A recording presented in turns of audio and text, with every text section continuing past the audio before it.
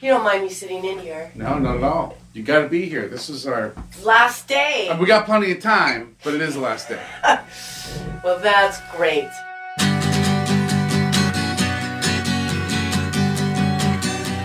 It's a Pixies Podcast, an unvarnished, unfiltered document of the true creative process.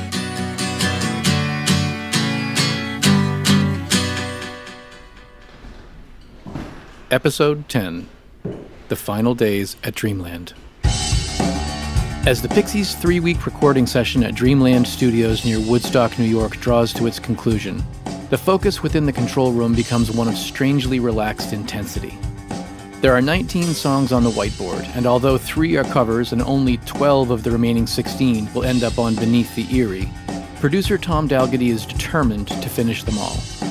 To that end, he speeds up his to-do list, calling on band members only as he needs them, and otherwise keeping the door closed. Yeah, do you want to do Long Rider? Next, yeah. Yeah, that's cool by me. Woo. If you and Charles do it, it can be kind of like an overlapping... Right. Like... Nothing in sync. I kind of don't mind... I quite like the idea of it being a little bit confusing. Yeah, and yeah, like yeah, two me people too, talking for sure. over each other and like, yeah, it you should know... sound like a rambling of like, these are all these surfers that passed away. Yeah, yeah. Who left all these like, you know, they're heroes. I believe in Mickey, Dora, the cat. I believe in Whitey, Greeno, and Nat. I believe in Leonard, Peanut, and Yam. I believe. I believe. I believe. I believe. I believe. I believe. Perfect. Let's double that one. Okay. Over these last few days, it's Tom's role to ensure that the musicians neither feel railroaded nor rushed, which requires considerable people skills. It also falls on him to dig into his extensive toolbox of studio and production tricks to secure what's needed. Do you want to do the octave? I'll try an octave for fun, but it might be like, whoa. Hey, Paz. Yeah. I'm going to try something here. It's going to be weird. Okay. So, what I'd recommend you do is take your headphones off. Okay. And sing. You're gonna pitch it my other one to an octave? No, I think I'm gonna try and bring the whole machine down a semitone, and then you sing to that. Okay. In an ABBA style. Okay. But it might help if you sort of sing Yellow Submarine to yourself, so you kind of forget that this is gonna be like a semitone out.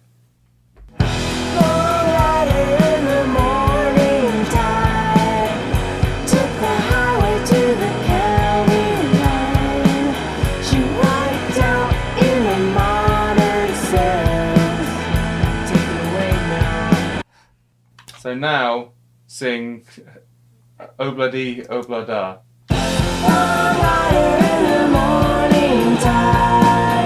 Took the highway to the county line.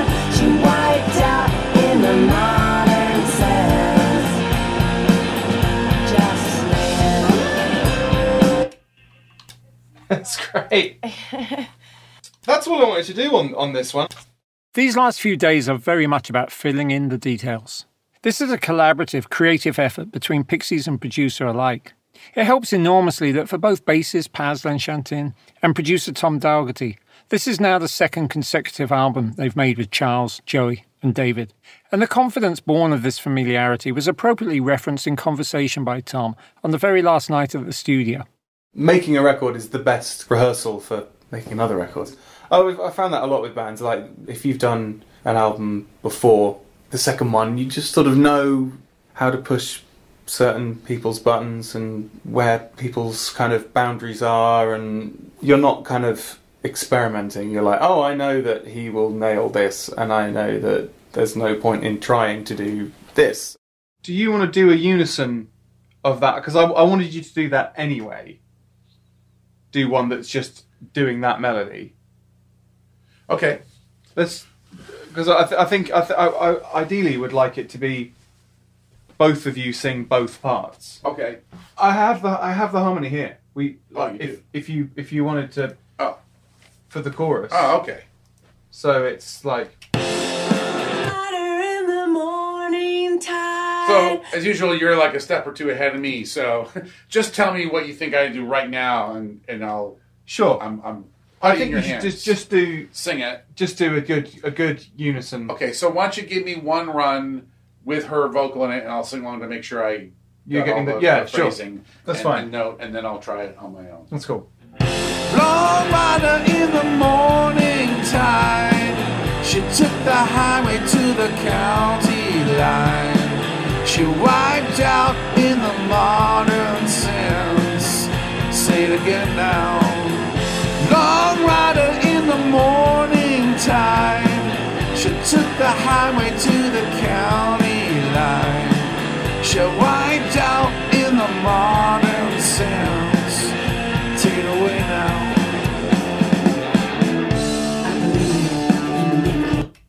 All good. Okay, that's great.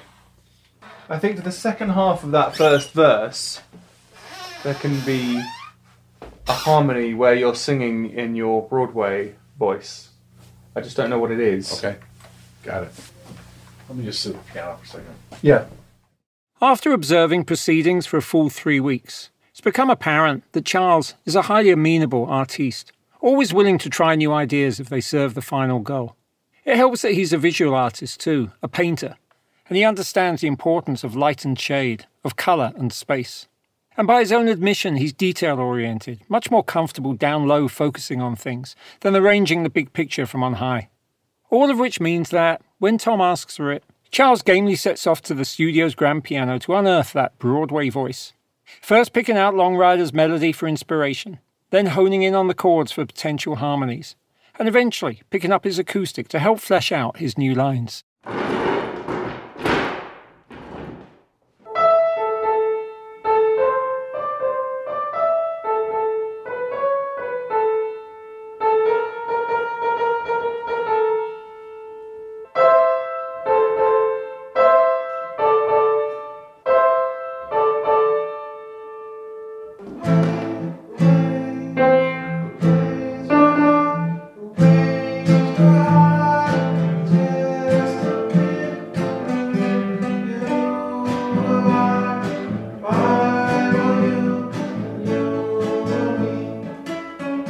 Which register do you want in? Big, full voice. Okay. The wings were high. I don't know how far I'll get, but we'll try. The wings were high and crystal clean. If I were you and you were me. One more little task. Can we just do some I believe? Is this turning into like the craziest song in the world? Yeah, I hope so. That's the idea. I believe, I believe, I believe, I believe, I believe, I believe, I believe, I believe, I believe, I believe, I believe, I believe. Yeah. That's really great. By December 21st, Joey Santiago's flown back to California to rejoin his family for Christmas, and Tom hones in on perfecting the songs that he feels have the strongest potential. Interestingly, almost every one of them was written, partially or completely, in the studio itself. The sort of cluster that are kind of starting to stick out a little bit to me now are In the Arms of Mrs. Mark of Cain, Graveyard Hill, Catfish Kate, and Daniel Boone. If I was making someone like a sampler of like, this is the vibe of this record, those would be the ones I'd sort of pick. They're the ambassadors. So what do you want to do next? Now that I'm just thinking of Catfish, I wouldn't mind trying to get really full, strong played, acoustic and high strung. So it's not like you get to the chorus and all the shimmery tinsel comes in. It's like, so there's a bit of that throughout. Yeah, so it's already in the atmosphere. Yeah, and you might have heard when you came in, I was just starting to fool around with, instead of starting with a dum-dum-dum-dum-dum, it was starting with a down, down, down, down, down, down, down. The kind of pre-chorus. Yeah. It would sound cool to go straight into a verse. To a verse, yeah. Maybe instead of a whole musical passage. There's something a little... I like the idea of getting to the vocal right away. Yeah. And just eliminating our whole... cycle. Yeah. Yeah. It's like, let's get right to the story. Yeah.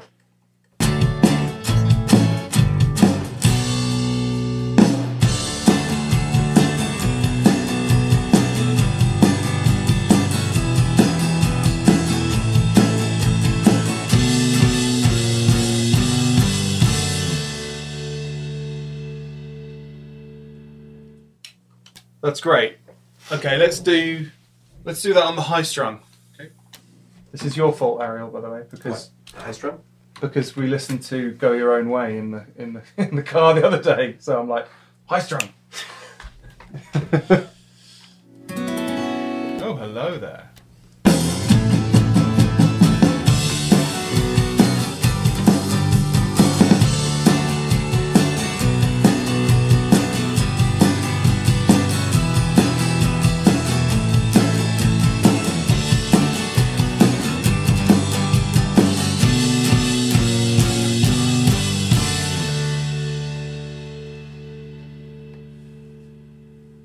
That sounds great. I think we're done with acoustic on this for now. I just might see if Dave's around to get some crashes on that intro. Having proposed the new introduction to Catfish Kate and secured the necessary guitar parts from Charles, Tom brings drummer David Lovering back into the studio to provide the rhythmic foundation. Dave, as usual, pulls it off in one take. Ah, yes. How you doing? I'm good. Very small task for you. Okay. Just trying a different approach to the beginning in Catfish Kate. I'd like it to be like bam bam bam bam bam bam bam blah, or something like, you know, like a grand, big kind of sounding beginning.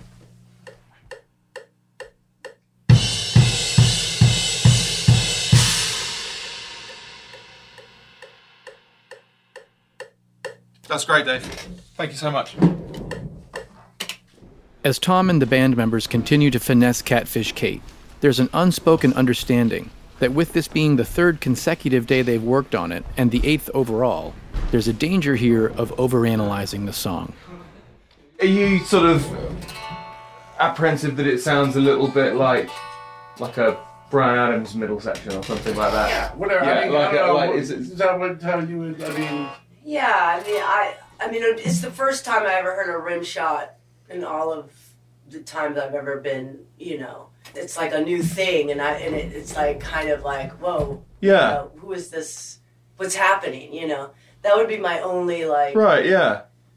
I kind of like the little cocktail moment in a way. Yeah, I mean, yeah.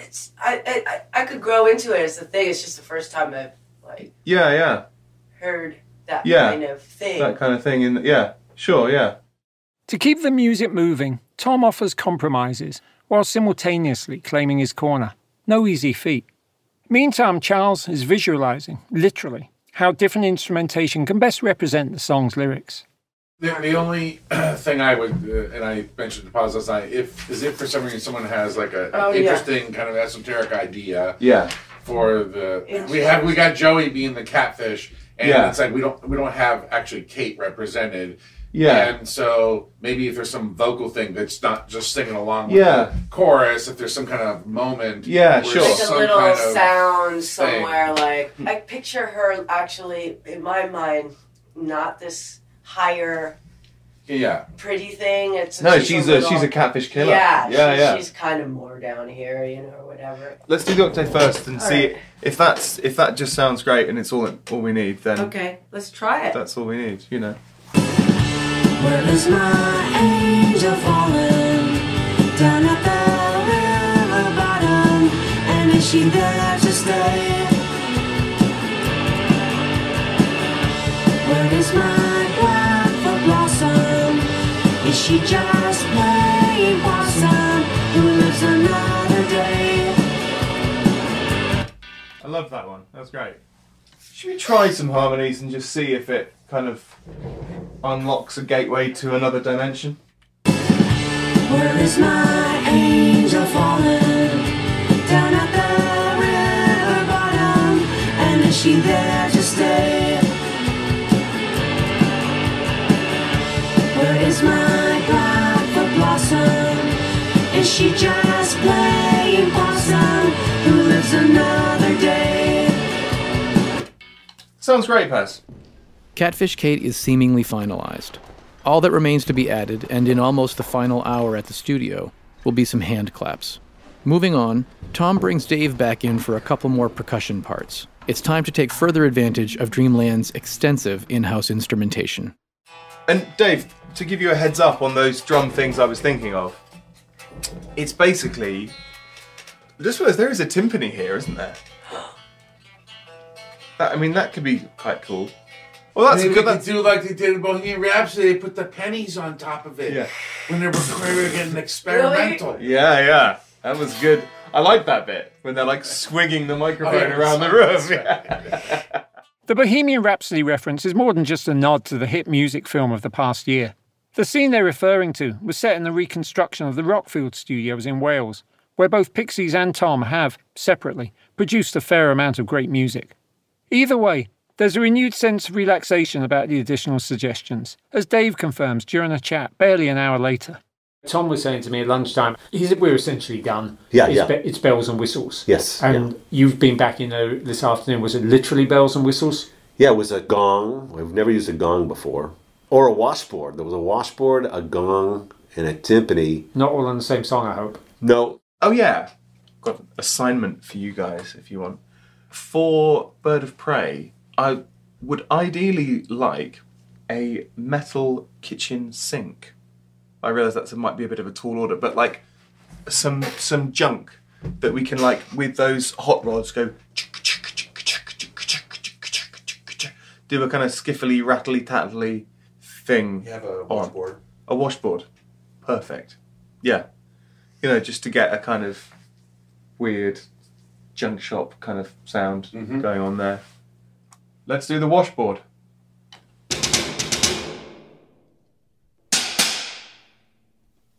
Actually sounds quite cool on top of the timpani.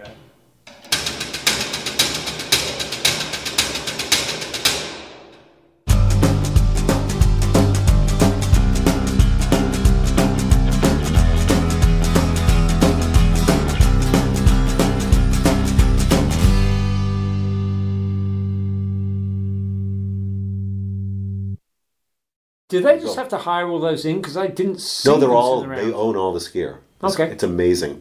There's so much gear in this place. Well, I know Paz was using a Mellotron this afternoon. Yeah.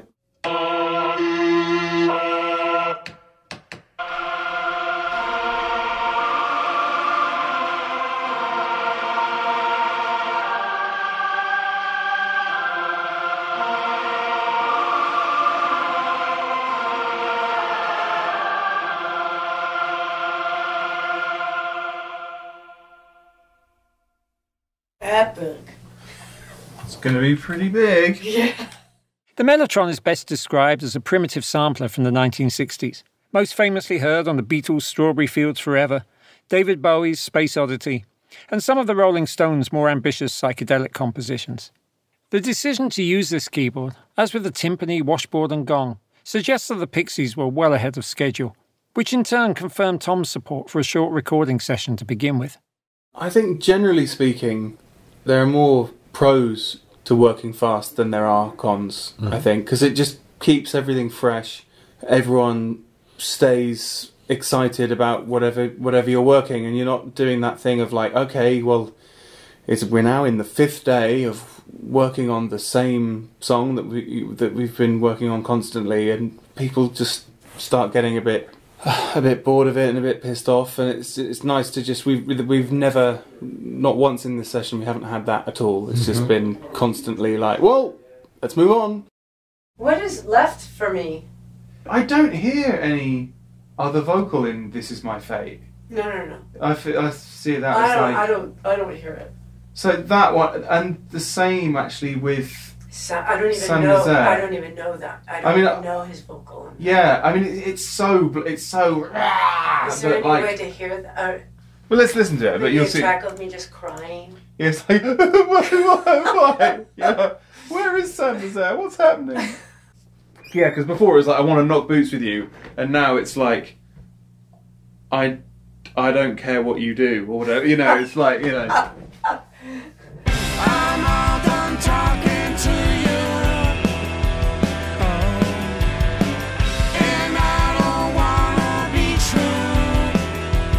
No, I'm all done talking to you. More gutsy. I'm all done talking to you. Exactly. I know! You've said it 9 times! I'm hanging up. yeah. Stop. Yeah, it's like, Charles, just hang up. Hang up the phone. When the sessions concluded the following night, Saturday, just before Christmas, Charles sat down once more for a talk. I observed that Pixies of 2018-19 stand in stark contrast to the image of rock bands as a permanently sniping clash of egos. This is a band that's really like remarkably harmonious, right? At this point, I think I've been here enough. The most harmonious. I mean, even when it wasn't harmonious, because we tend to, when it wasn't harmonious in the past, because we tend to kind of like internalize things and kind of be passive aggressive, you know, those kinds of like non-confrontational. Even when we were sort of at our worst, it's like, compared to some people, it's like, we're not really like throwing stuff. I have thrown stuff, but I mean, we don't really, it's like we have like these all-out fights. I'm not saying it's all healthy, but I mean, we're kind of more New England, kind of like, at least the dudes in the band. We then moved on to talk about certain important aspects of concluding this particular album, such as choosing a title. Yeah, we usually pull it from a lyric, usually. It's like, we've never done one that wasn't from a lyric. Right. So it's always just sort of self-referential. And then in terms of sequencing, how much of that's going to be you? How much is Tom? I don't really care about that aspect so much. I mean, I understand it's important to some people, but if it was up to me, I start to put things in like alphabetical order, just because it's like, well, if you're only as good as your last song, so on that level, doesn't matter, right? It doesn't matter what order it's in, right? If either it's good or it's not good. It's fortunate then, perhaps, that Tom Dougherty delights in the process of song sequencing and had been imagining the running order for days, if not weeks already. It's one of the things I love doing. I love making running orders. I'm even like critical of like historic records that I love, and I'm like, why didn't they put that song first? And like, why didn't, you know? So yeah, there's a few things on here where, yeah, I think that one would be a good opener. I know which one would be a good closer, and then there's a good kind of like beginning of side B jolt, and like there's just a few. I definitely kind of like map out albums in that kind of way. Just because I'd hate to be in a situation where you're like everything's done and you're like, well, which song is the what's the opening track? I love to like approach a mix knowing that this is the first thing you're going to hear, you know, and you just approach that differently to a track that might be track 9. Tom had already earmarked the first song for Beneath the Eyrie, In the Arms of Mrs. Mark of Cain. To that end, a few days earlier, he downloaded some Cymbalon samples to provide the sound for the introductory melody, which Charles appeared to approve of already.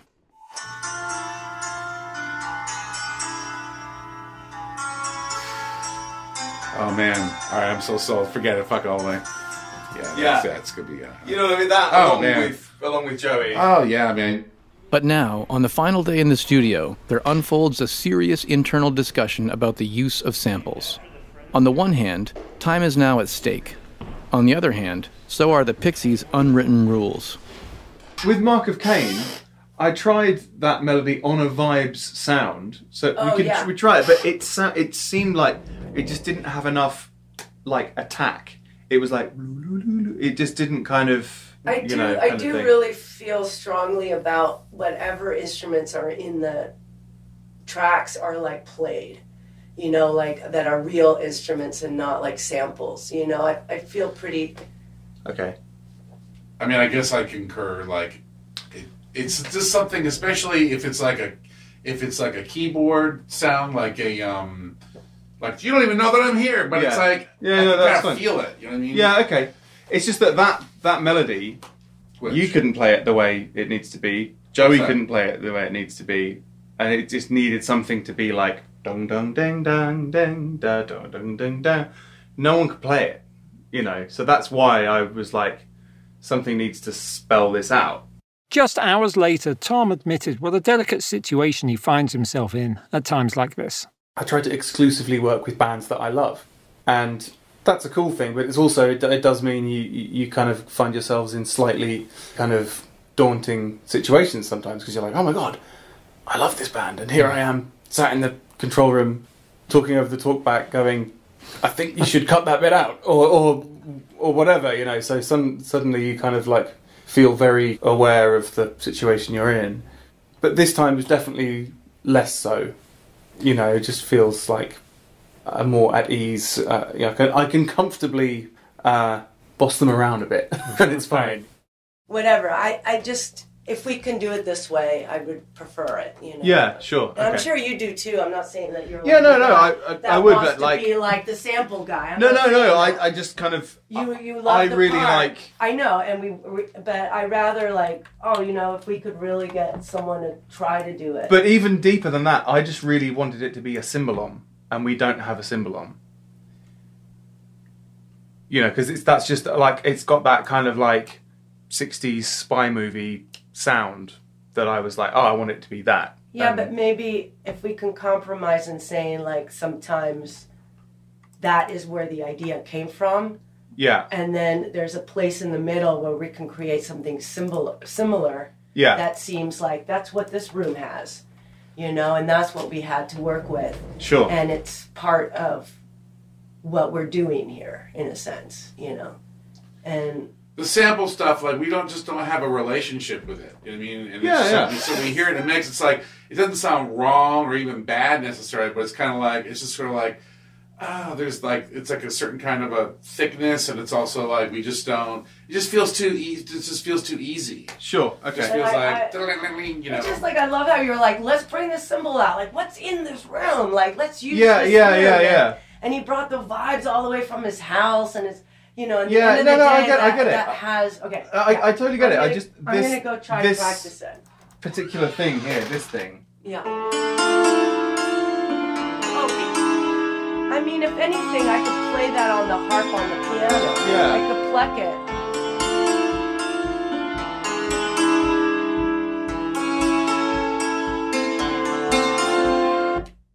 When Paz suggests that she overdub a piano onto the vibes that Charles brought with him to the studio, and which were originally used for the melody, then Tom, recognizing the need to move forward, quickly gets behind the idea and gives it a twist of his own by modifying the piano strings to create a unique prepared piano sound. Do you want to do the lower register first? Okay.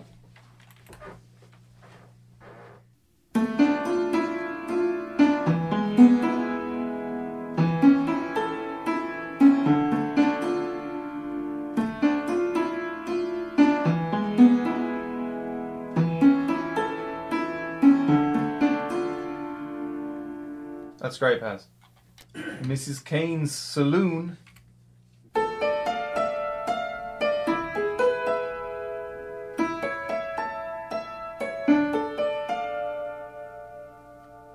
Sounds cool. Do you see how the sun just like came into this room as I was playing? I can see now, yeah. That was kind of spooky. Oh, look, and it's gone away again. Look, it's fading. It was like, I was like playing, all of a sudden this whole room like just started glowing. It's the Lord letting you know that we like the part. Seemingly on the spot, Tom then comes up with a sonic solution that satisfies everyone's needs while continuing to serve the song itself.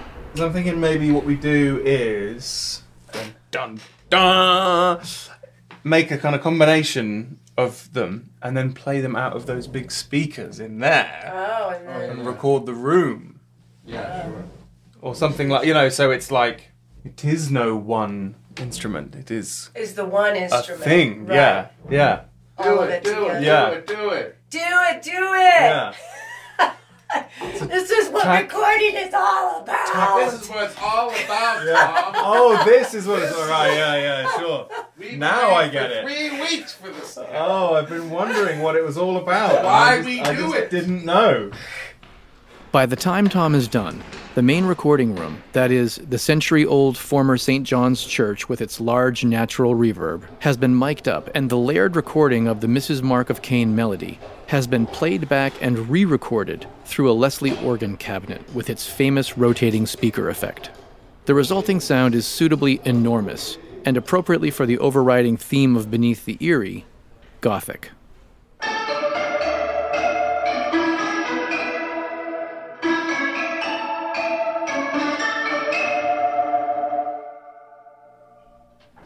Genius. Instagram that shit. And with that, there's a collective sigh of relief. Okay, done. Awesome. Done. I think I've got the insanity out of my system now. Do you want to play some? Do you want to play like a red Stratocaster plugged into a Marshall amp now, just to kind of bring everything down a bit? So how was this sitting the track with the Mellotron we recorded for this? Who knows? The Pixies are in the home stretch. Tom, however, remains fixated on perfection and has a couple of boxes remaining to be ticked. One of them requires bringing Charles back into the vocal booth one final time for On Graveyard Hill. Do you want to do any more wild stuff, Charles? Wild stuff. Sure. Wait, it sounds like you have something in mind. No, just on this one. Just like some more kind of... Just more frenzied, singular performance stuff in the verses. You mean like a new lead vocal? Kind of. So just like, I'm just looking for some extra interesting phrasing and weird stuff. Okay. And it's kind of like, if you fuck up 9 things, but we get one thing, great. Barely an hour or so later, as the Dreamland crew prepares to close down the studio, Tom explains the thinking behind his request. On Graveyard Hill, I just felt the vocal was a little bit... You could kind of hear that it had just been written. You could kind of hear that, oh, this has been written, and I'm going to sing it very accurately from my printed out lyrics here. And it just sounded a bit kind of formal and a bit kind of squared off, I guess. So I just got him to do like 3 takes. I was like, do the weirdest shit. Do stuff that will definitely not work. Make me feel sick.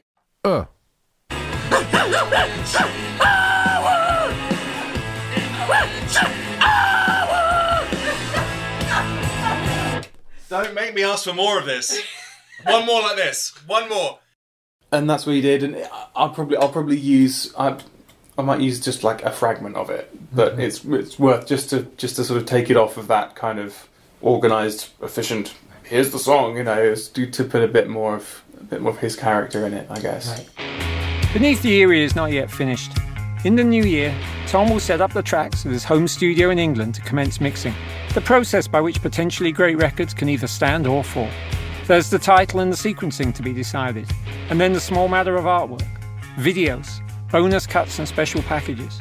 But all that aside, it seems only appropriate to end 21 days of actual recording here at the entrance to the Catskill Mountains in upstate New York, with Charles Thompson IV, aka Frank Black, aka Black Francis, in full voice, indeed at full throttle, sounding inimitably Pixies. In a power in a forest, done lives up with torches, her flying saucers, her hair is black and gorgeous. I see her down at the crossroads, she can lead you to madness. She's leading me into darkness, in the witching hour, in the witching hour, in the witching hour. Thank you. That's just what I was looking for. I don't need to comp that at all. That's just perfect and ready to go. I'm a graveyard hill, she's calling out her curse. I'm taking my last breath with each chapter and each verse. And soon I will be killed.